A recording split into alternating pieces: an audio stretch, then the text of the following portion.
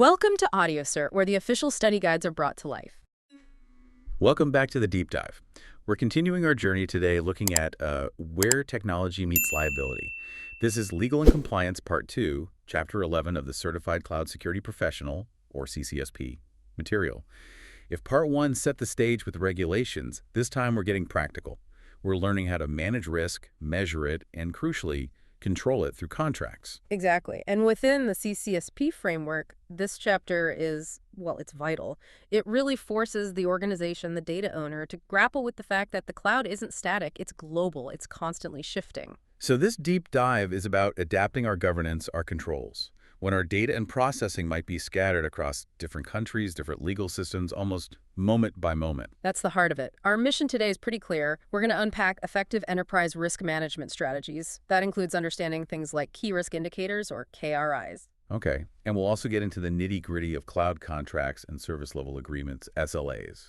Definitely. And finally, we'll cover the essential metrics and assurance frameworks like CSA Star that you need to manage those outsourcing relationships, the whole vendor supply chain, really. We want to give you the tools to move beyond just reacting to risks after they happen. It's about proactive governance, measuring things up front. Precisely. Okay, let's unpack this. And I think we have to start with the root problem, the thing that makes cloud compliance so inherently difficult. Location, location, location. Or rather, the lack of a fixed location. Right. So back in the day with on-prem IT, things are complex, sure, but you knew where your servers were, physically. Yeah. In your data center, in state A, country B. Exactly. That certainty just evaporates in the cloud. The whole point is decentralization and distribution. And that creates immense headaches, as you said, for compliance when assets can cross borders almost instantly. Tell us more about why that movement is such a liability issue. What's the core difficulty? Well, it stems directly from that decentralized transborder nature. You've got processing, storage, compute, all potentially happening in different countries under different laws at the same time. For the cloud customer, this makes staying compliant incredibly troublesome because you're relying on the provider's operational choices you often can't even see. Why is the constant movement itself the problem for liability? Because resources are constantly being shifted around based on demand, cost, efficiency. It happens automatically, moment to moment. Okay. So trying to figure out who the data actors are, who's actually handling the data right now, or even just pinpointing where the data is physically located, it can be really hard to ascertain at any given second. And you're dealing with multiple layers of law simultaneously. Absolutely. Municipal, state, national, international borders, all at once. And the legislation in all those places. It's constantly changing, often playing catch-up with the very technology you're using. And that constant flix impacts everyone involved, right? Yeah. Both the customer and the provider have to adapt. Yes, exactly. They both have to factor these legal risks into how they operate. Now, before we get too deep into the technical weeds, there's a really important distinction we need to make. Two terms that sound alike but are quite different. Governance and corporate governance. Yes. That does trip people up. Can you clarify that? Definitely. Think of governance as the external rules. It's the legal and regulatory mandates imposed by governments, regions, countries. Think GDPR, CCPA, HIPAO. Yeah. Those external laws everyone has to follow. Okay, the external legal weather, as you put it. Right. Whereas corporate governance is internal. It's how the company manages itself. It's about the relationship between shareholders, stakeholders, and the senior management team.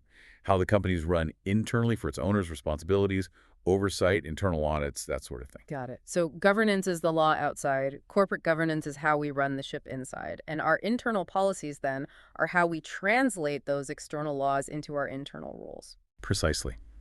Policies are the literal expression of the organization's willingness to accept risk. They're foundational, strategic. They guide the organization based on standards, guidelines. They define the company's risk appetite. And you can't build good policy without involving the right people. Absolutely not. It starts with identifying and involving your key stakeholders. Who are we talking about here? Who must be involved when creating policy? Well, it's a broad group. You need business unit leaders. They know the operational risks and benefits. The board of directors, obviously, for strategic direction. Investors, because failures hit shareholder value hard. And critically, regulators. Regulators. Why are they stakeholders in internal policy creation? Because while they don't write the policy, their mandates heavily influence the organization's willingness to take risks. They enforce limits on risk appetite, acting on behalf of the public interest. Ah, like the deep-sea fishing analogy in the Oh, material. that analogy is perfect. A company might think, hey, this super risky fishing trip could make us a fortune even if we might lose a boat. High risk, high reward, right? Makes sense from their perspective. But the regulators step in and say, hold on. Public safety standards require certain life rafts, specific training. They effectively cap the acceptable risk level, regardless of potential profit, because they represent the public's view on safety. That clarifies it perfectly. Yeah. Okay, so now the company decides to move to the cloud. You mentioned the policy complexity explodes. You can't just reuse old policies. No way. The risks are different, the benefits are different, the whole architecture is different. You have to revisit everything: acceptable use, data classification, incident response. And the biggest complication. Jurisdiction. You now have to consider the laws in the provider's location and the laws in every single place where your end customers live. That sounds almost impossible. If I'm a global SaaS provider, I might have customers in 150 countries.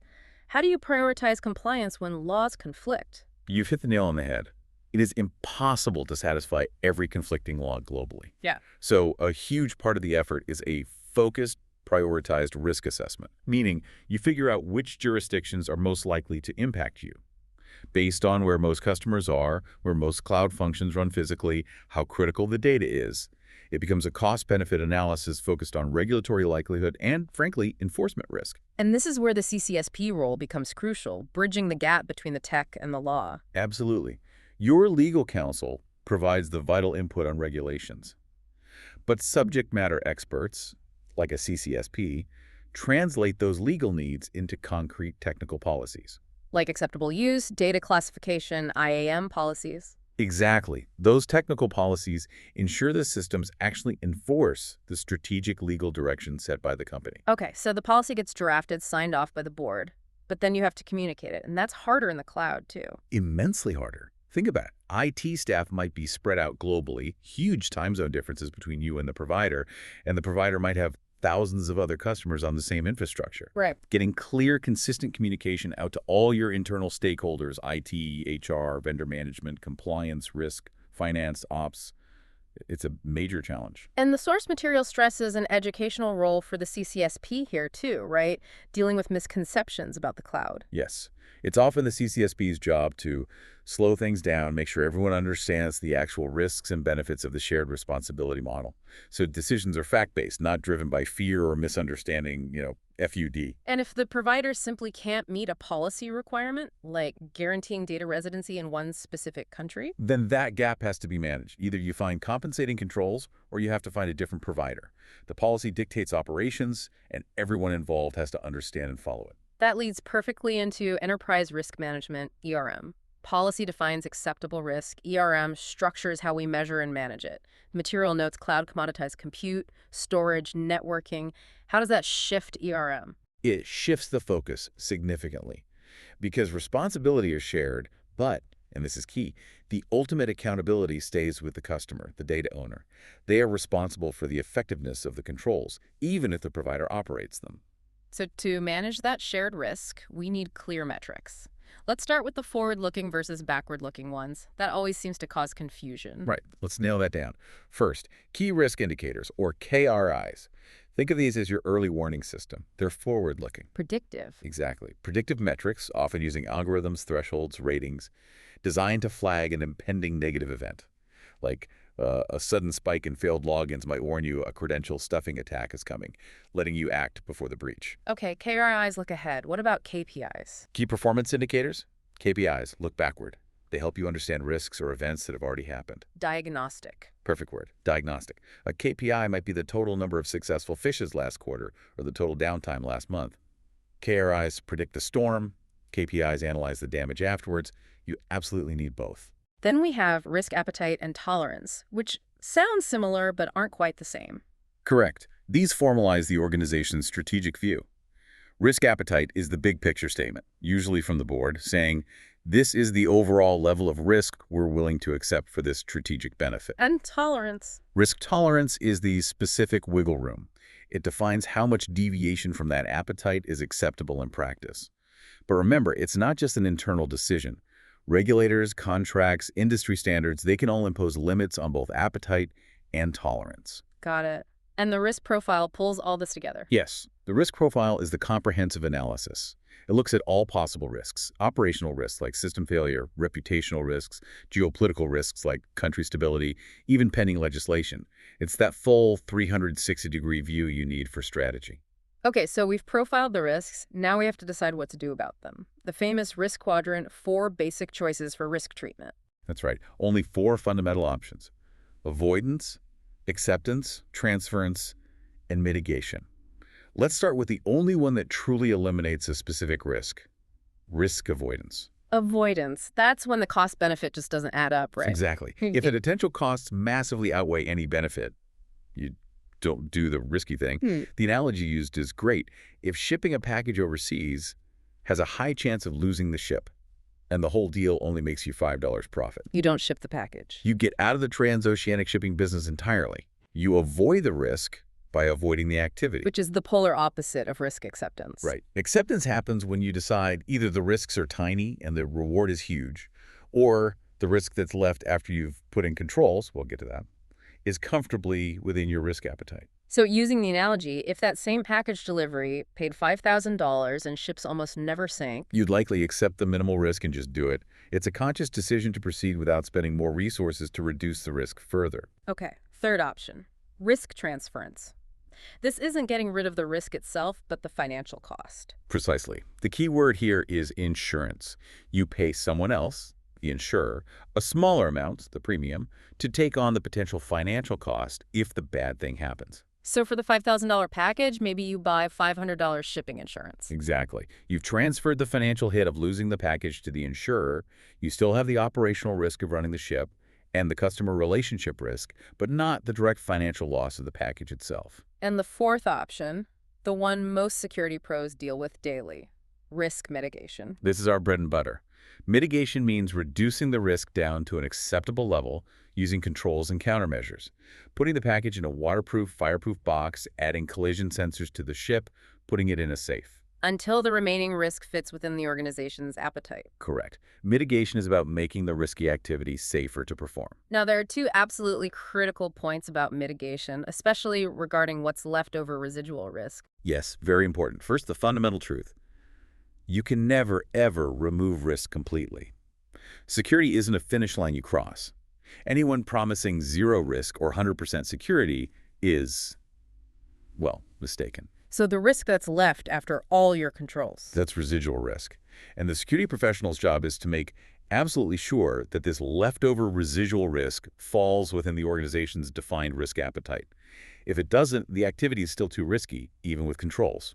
And communicating that residual risk effectively is key, right? Quantifying it for the board. Absolutely. You have to put numbers on it, often dollar amounts, using things like risk scorecards we'll discuss. If a control costs $10 but only cuts potential loss from $100 down to $60K, the residual risk is $60K. If the board's appetite for that activity is only $50K, you haven't mitigated enough. You need more controls or you have to stop. Makes sense. And the second crucial point about mitigation, the cost principle. Right. Controls have to be economically sensible. The cost of the control must be less than the benefit gained by preventing the loss. Classic example. Never put a $10 lock on a $5 bicycle. The cost of the fix shouldn't exceed the value of what you're protecting. Exactly. The dollars saved by the control must be more than the dollars spent on the control. Otherwise, you're just wasting money. Okay.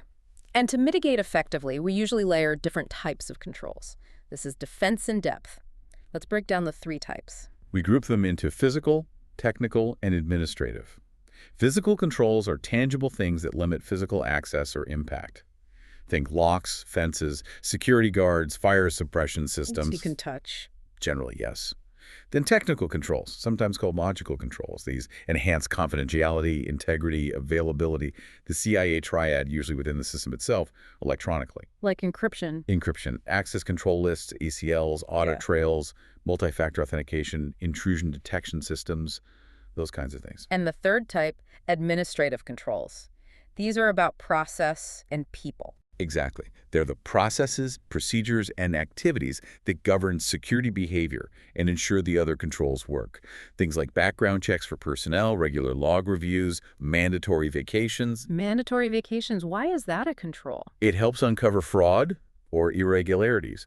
If someone has to be away, someone else has to do their job, and they might spot something the first person was hiding. Also, separation of duties, security awareness training. Policies themselves are administrative controls. And defense in depth layers these. Right. The idea is to force an attacker to overcome multiple different types of obstacles requiring different skills. If you only have a strong firewall, technical, an attacker just needs network hacking skills. But if you add layers, If you add a physical lock on the server room door, yeah, security guard patrols, administrative, maybe an intrusion sensor, physical technical, and encryption, technical. Now the attacker needs lockpicking skills, stealth, and crypto breaking skills. It dramatically increases the effort and cost required for them to succeed. makes the attack much harder and less likely to be worth it. That's the goal. Make the cost of attack far exceed the value of the asset. And it's worth noting you can combine some of these risk treatments, right? Yes, you can definitely combine mitigation, transference, and acceptance. You mitigate with controls, transfer some remaining financial risk with insurance, and then formally accept whatever tiny residual risk is left.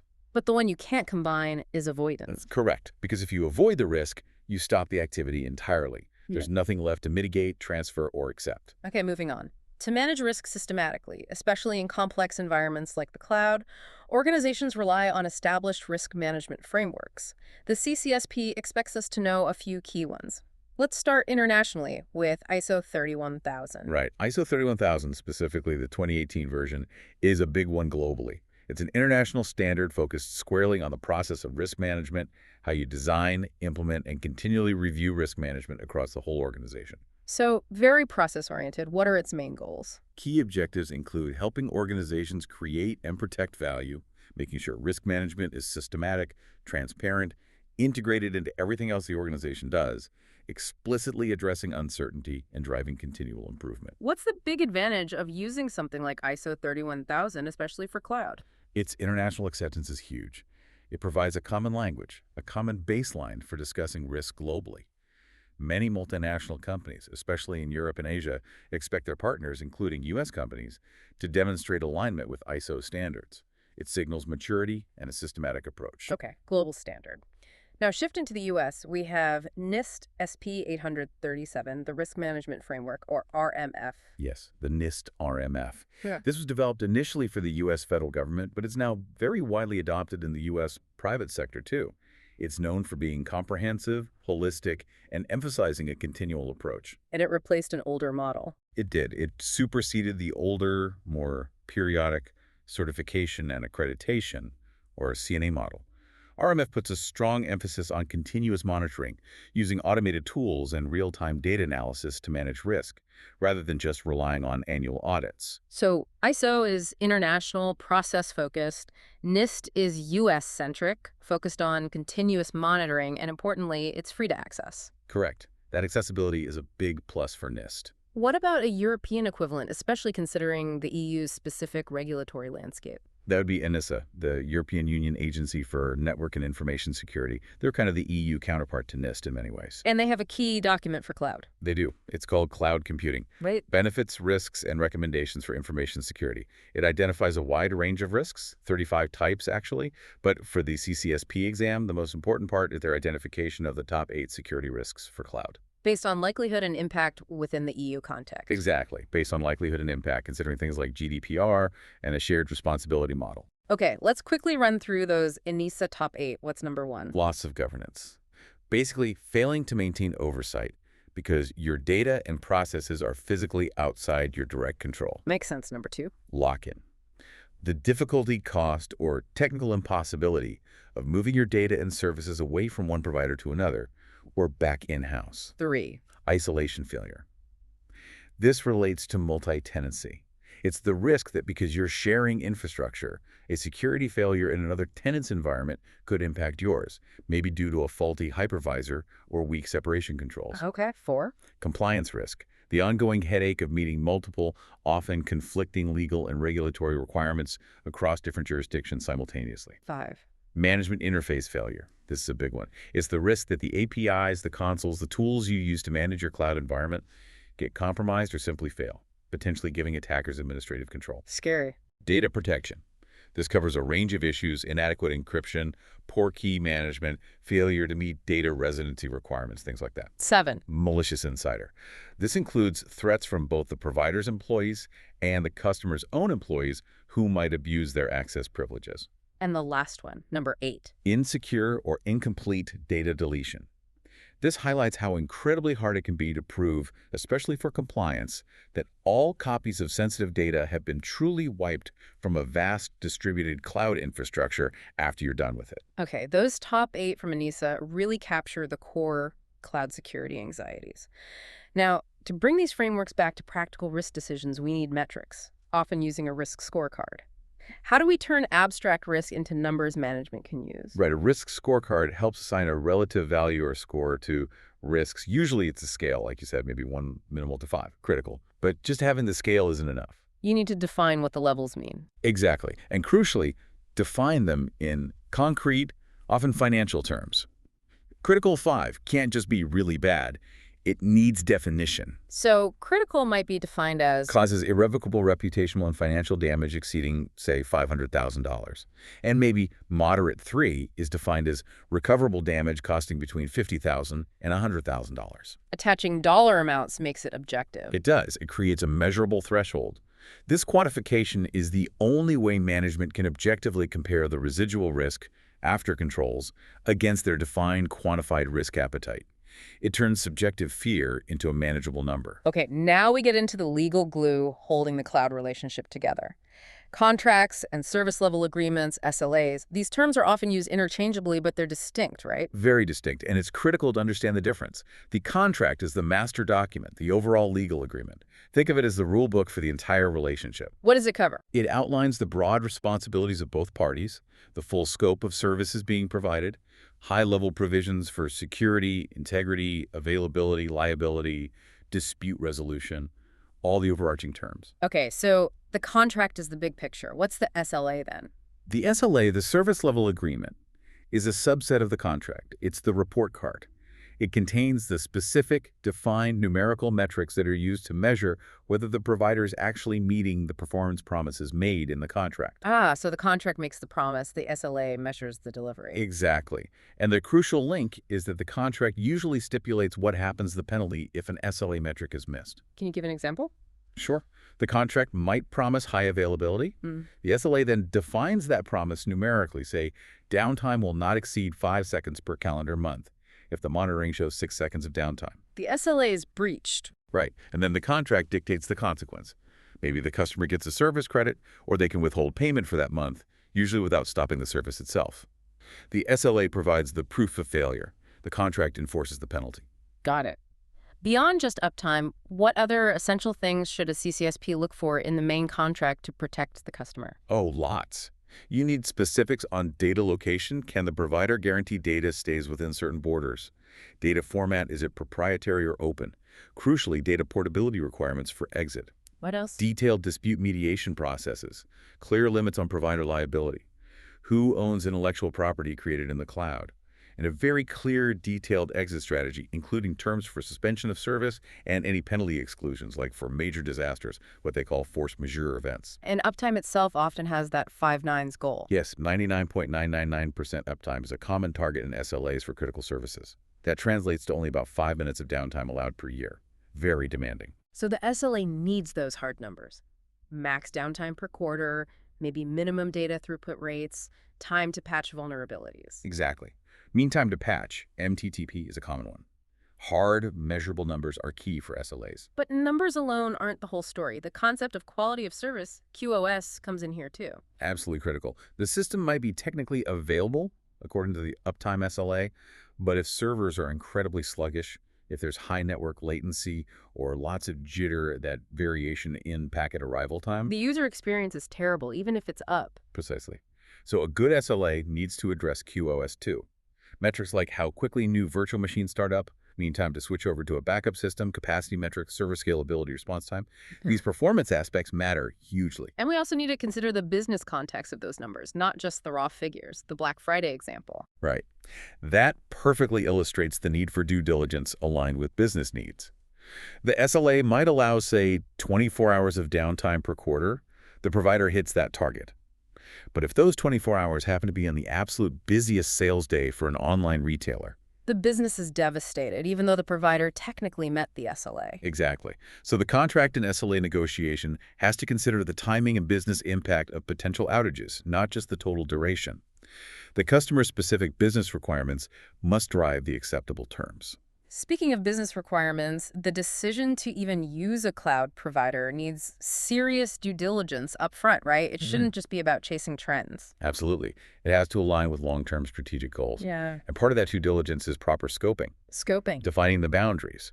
Which departments, which business units are actually part of this cloud engagement, making sure only those impacted are involved in the decision-making and requirements gathering.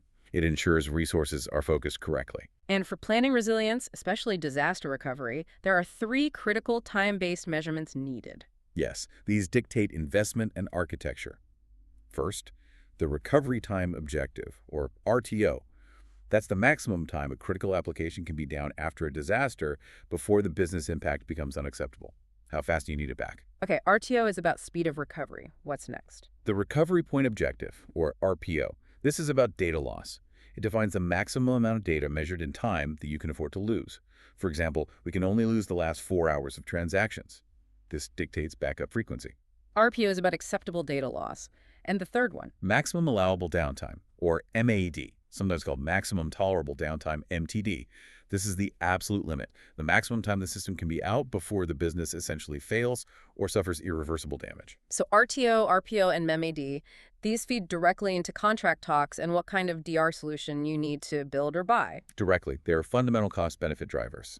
If you need a 30-minute RTO but can tolerate a 4-hour RPO. What does that mismatch tell you? It tells you your recovery process needs to be incredibly fast, probably requiring expensive hot site failover or near-instant replication to get back online in 30 minutes. But since you can afford to lose 4 hours of data, your backup frequency, the RPO control, might be less demanding, maybe backups every few hours instead of continuous replication.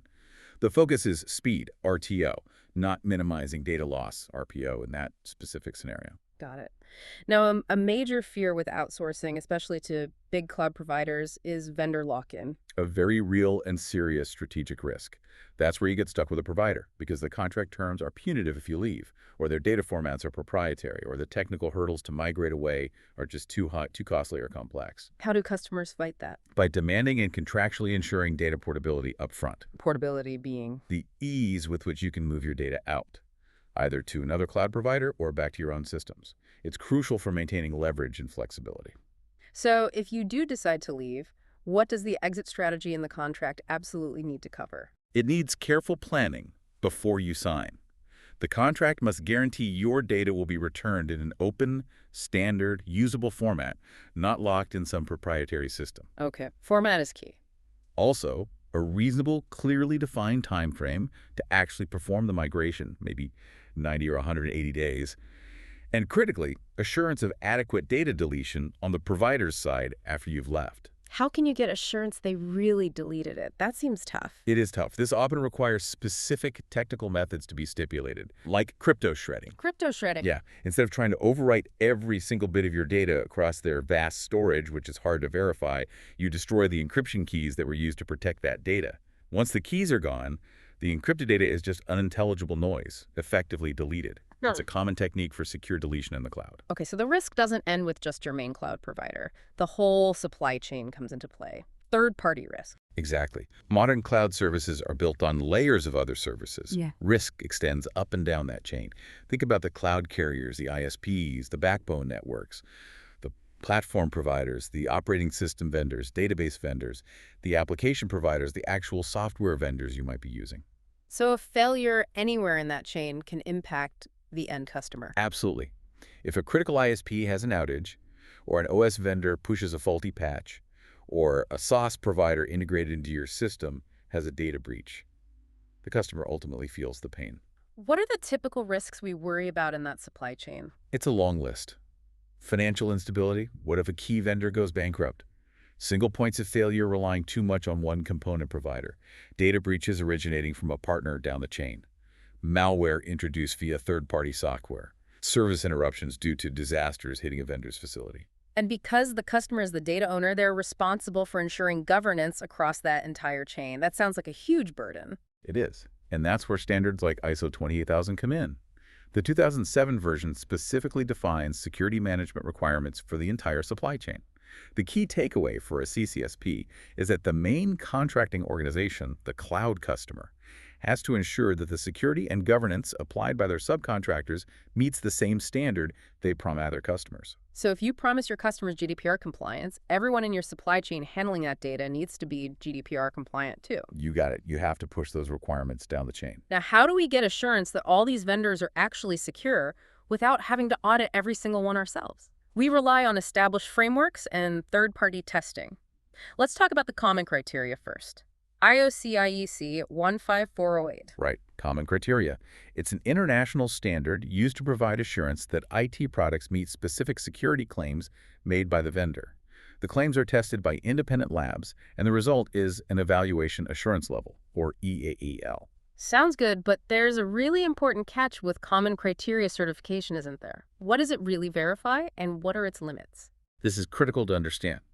Common criteria verifies only that the vendor's claims about specific security functions are true and work correctly in the exact configuration that was tested. Oh, okay. So it doesn't mean those functions are necessarily the right ones for your specific business needs, or that they meet your compliance requirements or fit your risk profile.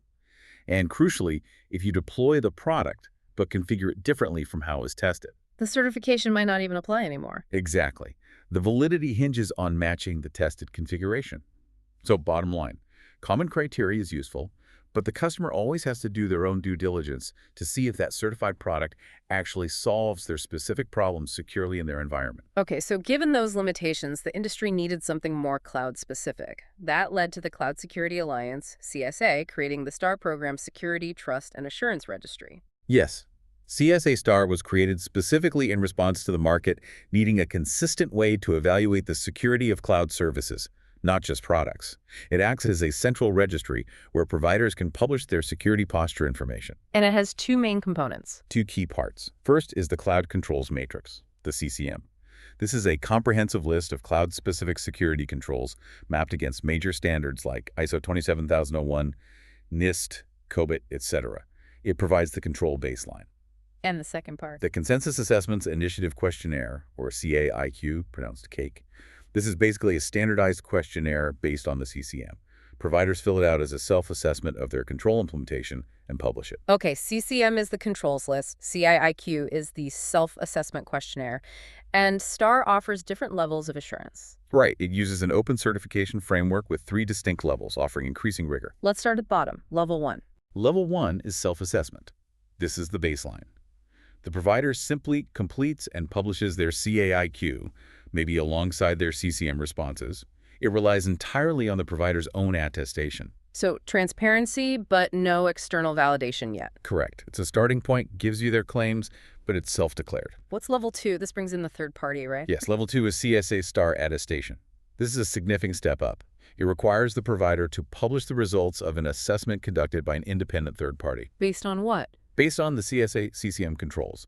But importantly, it's often combined with another well-established audit standard, typically either an ISO 2701.2018 certification or, very commonly in the US, an AICPA SOC2 report. Let's pause on SOC2. Why is including a SOC2 report important for assurance at level 2? What does it add? Good question. A SOC2, System and Organization Controls 2, report is performed by a certified public accounting CPA firm. It focuses specifically on a service organization's controls related to 5 trust services criteria: security, availability, processing integrity, confidentiality, and privacy. So it's an audit against established accounting and security principles. Exactly. Including a SOC2 report means an independent CPA firm has examined the provider's controls for design effectiveness, Type 1 report, or both design and operating effectiveness over a period, Type 2 report. It adds significant structured, independent validation aligned with recognized criteria, going far beyond just the provider's self-assessment. Okay, level 2 provides third-party attestation, often linked to SOC2 or ISO 2701. What's the highest level, level 3? Level 3 is CSA STAR continuous monitoring. This is the gold standard for assurance in the STAR program. It requires the provider to publish results from ongoing, continuous monitoring of their controls performed by a certified third party. So it's not just a point-in-time audit. Correct. It provides evidence that controls aren't just designed well or working at the time of an audit, but that they are being continuously verified in near real time. This offers the highest level of assurance against configuration drift or controls failing silently over time. So this tiered system lets customers match the provider's demonstrated assurance level to their own risk appetite and data sensitivity. High-risk data probably needs level 2 or 3. That's precisely the idea. It provides a framework for scalable due diligence. Okay, our final section circles back to communication, but this time focusing on ensuring you have robust, resilient communication channels with everyone in your ecosystem, especially during emergencies or disasters. If something goes wrong, who needs to know? You need solid lines of communication established in advance with 4 key groups. First up, vendors and partners. Why them? Basic logistics, especially during recovery. You need to ensure they can deliver essential resources, fuel for generators, replacement hardware, software support. They need to know your contingency plans so they can support them effectively. Clear communication prevents delays when time is critical. Makes sense. Second group. Customers. This includes your direct end users or other businesses relying on your service down the supply chain. What's key for customer communication during a crisis? Managing expectations is huge. Alerting them proactively about maintenance or unavoidable interruptions preserves trust. Silence during an outage destroys brand reputation faster than almost anything. And there are legal requirements too, right? Especially with breaches. Absolutely. If personal data is involved, strict data breach notification laws like GDPR in Europe or state laws in the US often mandate how and when you must notify affected individuals. You need processes ready to do that accurately and quickly. Okay, vendors, partners, customers. Third group, especially important in regulated sectors. Regulators. If you're in finance, healthcare, critical infrastructure, communication with your regulators is non-negotiable, especially during incidents. What do regulators need to know? They need immediate updates if an event might cause you to become non-compliant, even temporarily, like after a major disaster or a security breach affecting data integrity. You need to tell them what happened, what stopgap measures you're taking, if you're using any temporary compensatory controls. Compensatory controls. Temporary measures put in place when a primary control fails until it can be restored. Regulators also need an estimated timeline for returning to full compliance. Transparency here is crucial to avoid massive fines or sanctions. Okay, vendors, customers, regulators. And the fourth group is often handled internally, but impacts external perception. Right, the public and media, usually via your public relations team. But the underlying need is consistent across all groups, resilient communication channels. Meaning you can't just rely on email or the main phone lines. Definitely not, especially in a widespread disaster. That's the key contingency planning point. You absolutely need secondary, even tertiary communication methods planned and tested. Satellite phones, emergency radio networks, pre-arranged out-of-band channels. Because the system that failed might be the one you normally use to communicate. Exactly. You can't rely on your cloud provider's email system to tell everyone that the email system is down. You need backups for communication itself. That's a critical point. Okay, let's try to wrap this up and summarize the key takeaways from this deep dive into legal and compliance part 2. Sounds good. We started with jurisdictional risk, that core challenge driven by the global decentralized nature of cloud. We distinguished governance, those external laws like GDPR, from corporate governance, internal company structure. And established that policies are the internal expression of risk tolerance, shaped by stakeholders, including regulators and legal advice. Right.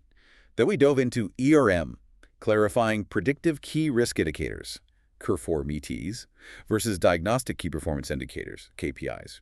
We covered the 4 risk treatments: avoidance, acceptance, transference, think insurance, and mitigation. Remembering that you can never eliminate risk completely, what's left is residual risk, which must fit the defined risk appetite and be less costly to manage than the potential loss. Exactly. We also touched on the 3 control types: physical, technical, administrative, layered for defense in depth. Then the frameworks: ISO 31000 for international process, NIST RMF for U.S. continuous monitoring, and ANISA highlighting those top 8 cloud risks, and the importance of quantifying risk using scorecards with defined, often monetized levels. Then came the contracts. Okay. The contract sets the overall rules, while the SLA provides the specific numerical performance metrics. Missing an SLA metric triggers penalties defined in the contract. We covered QoS, RTOR/MAD, and fighting vendor lock-in through data portability and techniques like crypto shredding for secure data deletion. And finally, assurance across the supply chain, understanding the limits of common criteria and leveraging CSA STAR with its 3 levels. Level 1, self-assessment. Level 2, attestation, often using SOC2 or ISO 27001 for third-party validation. And Level 3, continuous monitoring for the highest assurance. Plus, resilient communication planning. That covers the core elements. So what does this all really mean for you listening right now? The cloud's legal landscape is complex and always shifting. But if you get a solid handle on quantifying risk with things like KRIs, building safeguards into your contracts like portability clauses and meaningful SLAs, and using assurance reports like CSA STAR to vet your vendors, well, then you're moving from just reacting to liability to actively governing it. You become that crucial expert who connects the technical reality of cloud adoption with the strategic needs and liabilities of the enterprise. That's the goal. We saw that the only risk you truly eliminate is one you avoid entirely. But since using technology is essential for growth, some risk must be accepted.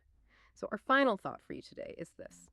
Thinking about your own environment, your organization's risk appetite, your RTO and RPO needs, your reliance on third parties. What is the most significant residual risk you are strategically accepting right now? And how confident are you that it's still the right decision? Thank you for joining us for this deep dive into CCSP Legal and Compliance Part 2. We'll be back soon to tackle the next chapter in the curriculum.